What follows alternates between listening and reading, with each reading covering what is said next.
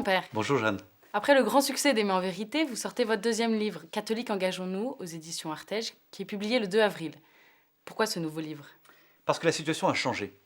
La France connaît deux révolutions. Une révolution culturelle, c'est la révolution libérale libertaire, qui a emporté sur son passage l'idée même de bien commun, d'une vérité commune à tous. Et puis la révolution spirituelle, qui est l'effondrement du christianisme. Aujourd'hui, un enfant sur trois simplement est baptisé. Du coup, le chrétien, dans son désir d'engagement dans la société, se retrouve, en tout cas, à un ressenti d'être profondément minoritaire. Et comme toute minorité, nous sommes face à deux tentations. La première, c'est la tentation de la dilution. C'est épuisant d'être à contre-courant en permanence.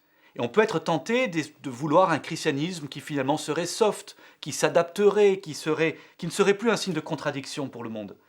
Et puis la deuxième tentation inverse, c'est la tentation du repli sur soi, la tentation de la crispation. On est découragé par ce monde qui ne nous comprend pas. On pense qu'on n'arrivera plus à s'y engager vraiment ou à influer sur ce monde et du coup on se retire du monde. La mentalité de citadelle assiégée, vous voyez, on regarde le monde se perdre sans nous. Et ça, je crois que ces deux tentations opposées ont la même conséquence terrible, c'est qu'on renonce à changer le monde. Est-ce que ce constat n'est pas un peu pessimiste? Je ne crois pas que ce soit pessimiste, mais c'est plutôt réaliste. Pour s'engager, il faut toujours commencer par constater le réel, qu'il nous plaise ou non, et non pas le rêver. Mais ce réel-là, il est stimulant à mes yeux. Parce que du coup, nous sommes acculés à l'engagement. Nous sommes forcés à l'engagement, sinon nous disparaissons.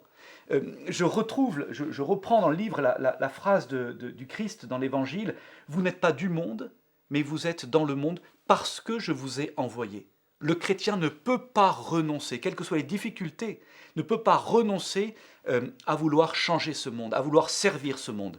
Et ce n'est pas impossible, même quand on est minoritaire. Le pape Benoît XVI le disait, l'avenir appartient aux minorités créatives.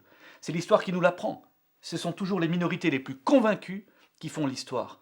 Et donc nous avons l'avenir devant nous. Vous approfondissez du coup les conditions concrètes de l'engagement des chrétiens dans la cité. Je voudrais montrer que l'Évangile éclaire vraiment très concrètement les fondements spirituels de tout engagement, qu'il soit associatif, politique, professionnel, familial, dans ce monde. Et il éclaire la finalité de nos engagements, il éclaire la fécondité de nos engagements, il éclaire aussi les moyens de nos engagements, comment garder cette liberté intérieure, quelles sont la différence entre compromis et compromission,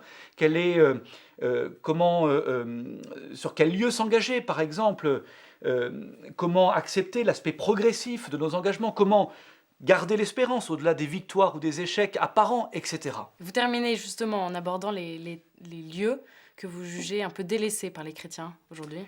Oui, effectivement, je m'attarde sur quelques lieux d'engagement qui sont des lieux importants à mes yeux parce que ce sont des lieux de transmission d'une culture, transmission de nos idées, transmission aussi de la foi, tout simplement. Je pense par exemple à l'éducation, à l'enseignement, je pense aux questions au milieu de la culture, je pense aux médias, je pense à la politique.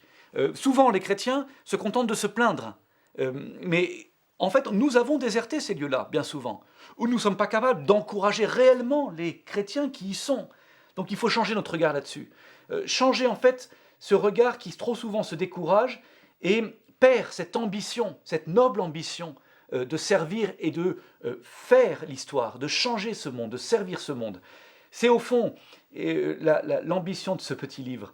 Il ne s'agit pas de juger les uns les autres, il s'agit d'encourager cette génération qui vient en particulier, que je sais généreuse et fragile à la fois, mais qui a vraiment l'avenir devant elle. Je crois que ce monde est profondément blessé, c'est vrai, et je n'en cache aucune de ces blessures, et en même temps ce monde a soif du message que nous portons.